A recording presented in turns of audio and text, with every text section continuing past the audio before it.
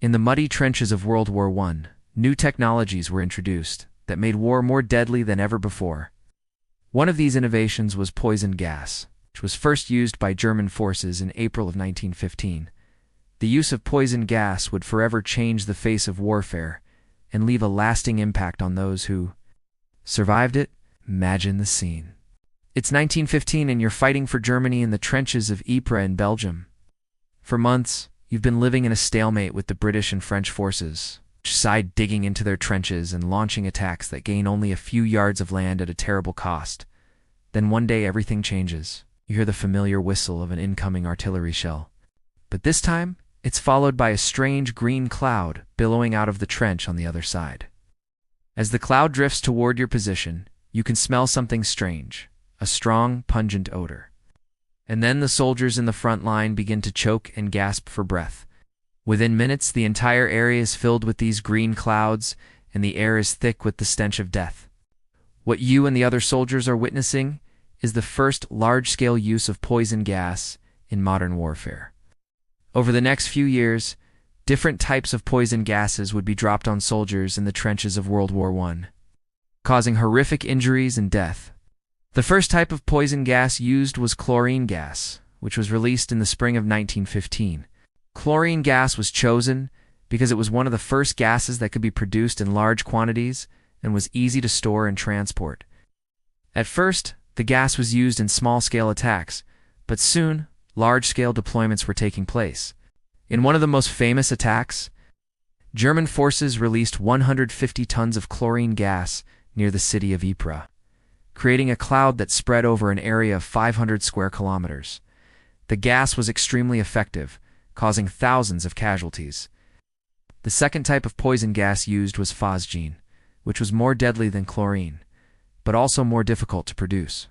Phosgene was first used in 1915 and became more common in 1918. Unlike chlorine, which was a greenish-yellow color, phosgene was a colorless gas, making it more difficult to detect. This made it more dangerous, as soldiers often didn't know it was coming until it was too late. The third type of poison gas used was mustard gas, which was a blistering agent that could burn through a soldier's clothes and skin, causing severe blisters and burns. Mustard gas was especially deadly as it could linger in the air for days and could even seep into the soil, making areas stuck in the mud particularly dangerous. As the war went on, the Allies also began to use poison gas, although not to the same extent as the Germans. When poison gas was dropped, the soldiers in the trenches would often be caught completely off guard. They would be sitting in their trenches when the gas would suddenly appear, and they would have only seconds to react. Some soldiers would put on gas masks, but many didn't have time. Those who didn't put on gas masks would often be killed instantly. Others would survive the initial gas attack, but would later die from the effects of the gas. In addition to the physical injuries caused by poison gas, it also had a devastating impact on the soldiers' psyches. The constant threat of gas attacks meant that soldiers were always on edge. They never knew when the next attack would come or what it would be like. This led to a high level of anxiety and stress among the troops, which in turn led to a breakdown in morale. As the use of poison gas increased, so did the need for protection. Soldiers began wearing gas masks, which were designed to filter out the poisonous gases. However, the masks were heavy and cumbersome, making it difficult to move around in them. They also provided only limited protection from certain types of poison gas. As a result, soldiers often had to take shelter in underground tunnels or in specially constructed gas-proof shelters.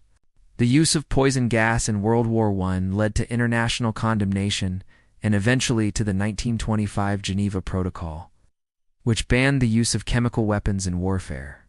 Despite this, poison gas would be used again in future conflicts, including World War II and the Korean War. After the end of World War I, many of the soldiers who had been exposed to poison gas suffered long-term health problems. Some developed lung diseases, while others suffered from skin disorders. Many also suffered from psychological problems, including post-traumatic stress disorder. The use of poison gas in World War I was a horrific chapter in the history of warfare. It led to the deaths and injuries of millions of soldiers and had a lasting impact on those who survived. The use of gas masks and other protective gear led to the development of new technologies that are still used today. And the Geneva Protocol, which banned the use of chemical weapons in warfare, is still in effect today. Although poison gas has never been used on the scale that it was in World War I, it has been used in various conflicts since then, serving as a reminder of the terrible legacy of this once commonplace weapon.